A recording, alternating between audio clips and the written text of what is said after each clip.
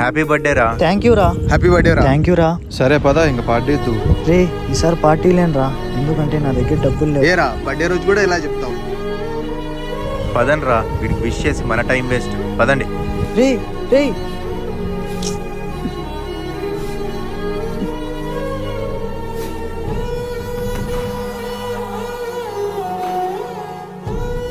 Happy birthday రా.